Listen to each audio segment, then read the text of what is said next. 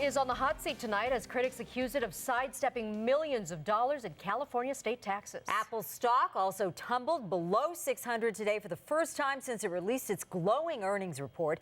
This after an unflattering New York Times article this weekend. KCAL9 political reporter Dave. All right, Dave, thank you.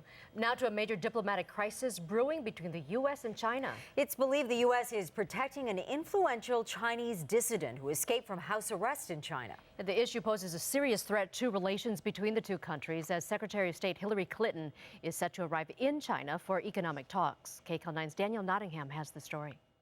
The U.S. released new details about last year's raid that killed Osama bin Laden. David Martin shows us some of the secrets just released from documents seized from bin Laden's compound in Pakistan.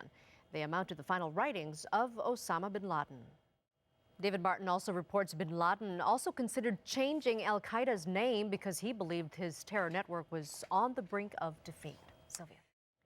Emotional testimony in the trial of disgraced former presidential candidate John Edwards as a key witness broke down in court. LA city and community leaders came together today to announce the Park Save campaign. They're fighting to protect local parks and park programs. Tomorrow will mark the one-year anniversary of the death of Osama bin Laden, the man who orchestrated the September 11th attacks that brought down the World Trade Center. And bin Laden's death is now a hot-button issue in the presidential race. As KCAL9's Jim Acosta reports, Mitt Romney finds himself on the defensive. Senator John McCain calls Obama's commercial a cheap political attack.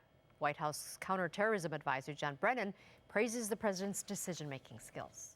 In just 6 weeks, California voters will decide whether term limits should be overhauled. Supporters and opponents of Proposition 28 are mobilizing for a huge political fight.